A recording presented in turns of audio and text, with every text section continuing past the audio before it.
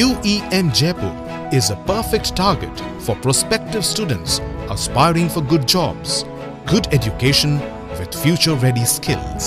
আরও একবার স্বাগত টিভি9 বাংলায়। লিমা রয়েছে আপনাদের সঙ্গে। কবে স্বাস্থ্য ফিরবে রাজ্যের হাসপাতালের? কোথাও হাসপাতালে ঘুরছে ইঁদুর, কোথাও আবার তথৈবচ পরিকাঠামো। বদলের বাংলায় হাসপাতালের অসুখ সারবে কবে? রোজ রোজ পর হাসপাতালে সারপ্রাইজ ভিজিটে স্বাস্থ্যমন্ত্রী, তাতে কাজের কাজ হবে? সদিচ্ছা দেখাচ্ছেন মুখ্যমন্ত্রী, বলছেন মন্দিরের মতো পবিত্রতা, সেবা পরায়ণতা ফিরবে স্বাস্থ্য কেন্দ্রে। ভারত সরকার নাম দিয়েছে আয়ুষ্মান মন্দির। মন্দিরে যেমন পবিত্রতা থাকে, শুদ্ধতা থাকে, স্বচ্ছতা থাকে, একাগ্রতা থাকে, সেবা পরায়ণতা থাকে, সেই ভাবটা স্বাস্থ্য কেন্দ্রগুলোতেও আসবে, এই লক্ষ্য নিয়েই কিন্তু এখানে আমরা কাজ করছি। বদলের বাংলায় সরকারের লক্ষ্যটা স্থির করে দিলেন মুখ্যমন্ত্রী। বললেন মন্দিরে যেমন পবিত্রতা থাকে, শুদ্ধতা থাকে, সেবা পরায়ণতা থাকে, সেই ভাবটা স্বাস্থ্য কেন্দ্রগুলোতেও আসবে।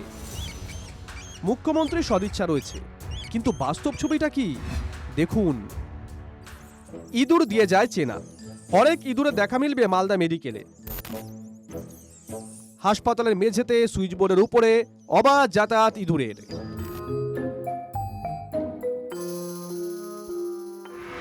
অনেক ইঁদুর দৌড়ে যাচ্ছে। পেশেন্টের গায়ে চলে আসছে? হ্যাঁ, ওই যে উঠে যাচ্ছে, তো বিছানাতে উঠে যাচ্ছে, মশারি তলে ঢুকে যাচ্ছে। কখন আসছে ইঁদুর? রাতের বেলা।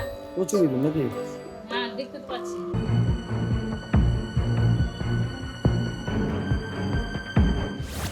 এবার ঘাটাল বীরসিংহ গ্রামের বিদ্যাসাগর ব্লক প্রাথমিক স্বাস্থ্য কেন্দ্র। বীরসিংহ মানে ঈশ্বরচন্দ্র বিদ্যাসাগরের জন্মস্থান। স্থানীয়দের সাপ কথা, তার গ্রামে তারই হাতে শুরু হওয়া গ্রামীণ স্বাস্থ্য কেন্দ্রের একই হাল। পরিষেবার কথা যত কম বলা যায় ততই ভালো।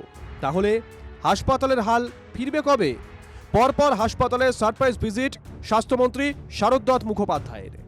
বঞ্চনা যা করে গেছেন মাননীয় প্রাক্তন মুখ্যমন্ত্রী, যে এর বাঙালির সঙ্গে বঞ্চনা হয়েছে। এই তো সেদিন পূর্ব বর্ধমানের বসুল প্রাথমিক স্বাস্থ্যকেন্দ্র, বর্ধমান মেডিকেল কলেজ, জামালপুর স্বাস্থ্যকেন্দ্র থেকে মেমারি হাসপাতাল, তারপর সোজা কাটোয়া হাসপাতাল। পরপর সব জায়গাতেই হঠাৎই হানা স্বাস্থ্যমন্ত্রীর। 25 বছরে কেউ আসেনি, তাও নরেন্দ্র মোদীজি এখানে কম করে 100টি বেড দিয়ে গেছেন, যেগুলো মোড়ক খোলা হয়নি। 4টে রেফ্রিজারেটর, ফ্রিজ মোড়ক খোলা হয়নি কোভিডের সময় থেকে। আর কি বলবেন, বলতে আমার লজ্জা লাগছে। নতুন স্বাস্থ্যমন্ত্রী তিনি গিয়েছেন, তাকে তার রাজনীতির কথা বলতে হবে। তিনি তার রাজনীতির কথা বলেছেন। শুধুই রাজনীতি? কিন্তু হাসপাতালে সুস্বাস্থ্য ফিরবে কি উপায়ে? প্রয়োজন 24 ঘন্টা দক্ষ চিকিৎসক, নার্স, কর্মীর। আধুনিক যন্ত্রপাতি আর ভালো চিকিৎসা পরিষেবা থাকতেই হবে। দরকার জরুরি বিভাগে তাৎক্ষণিক চিকিৎসা, আর অবশ্যই থাকতে হবে জীবাণুমুক্ত স্বাস্থ্যসম্মত পরিবেশ। কিন্তু উত্তর কলকাতার নর্থ সাবারবান হাসপাতালের পরিবেশটা দেখুন। চারিদিকে আবর্জনা, নোংরা, সব দেখেও কেউ দেখার নেই। আমি সরকার নই, আপনিও সরকার। সরকার তো আপনারাই নির্বাচন করছে, তো ইচ্ছে থাকবে না? আপনি বাড়িতে যদি ধরুন রান্না করতে গিয়ে হলুদ পেলেন না, আপনি ছেড়ে দেবেন? না, হলুদ ছাড়াই চলুন।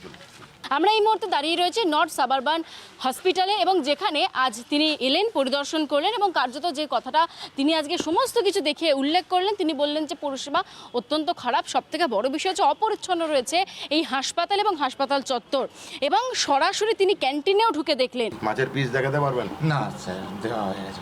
ডালের অবস্থা খুব খারাপ, ভাতের অবস্থা বেশ। আপনি ইমপ্রুভ করুন। আপনার ওনার ডাবল রেট করে দিয়েছি। আমি খাবার নিজে টেস্ট করলাম, এমন না চালটাকে চেঞ্জ করব। আচ্ছা সুপার সাহেব, অল্টারনেট দিয়ে আপনি এখানে চেক করবেন। আরজিকরের পর্যবেক্ষণে রয়েছে নর্থ সাবারবান হসপিটাল। চারিদিকে আবর্জনা, পরিকাঠামো, চিকিৎসা পরিষেবা দেখে ক্ষুব্ধ স্বাস্থ্যমন্ত্রী। আচ্ছা, আপনাকে 1 সপ্তাহ সময় দিলাম। আর খাবারের কোয়ালিটি ইমপ্রুভ, পুরো জঙ্গল সাফ, প্রত্যেকটা ড্রেন সাফ, প্রত্যেক 30 ফিট পর জেনারেল ওয়েস্ট বিন, গদিগুলো পাল্টানো। ওপিডির জন্য যা যা ডাক্তারবাবু লাগবে আমাকে জানাবেন, আমরা পরিষেবা দেব। প্রতিকারের উপায়ও বদলে দিয়েছেন, বলেছেন ডেডলাইন 7 দিন।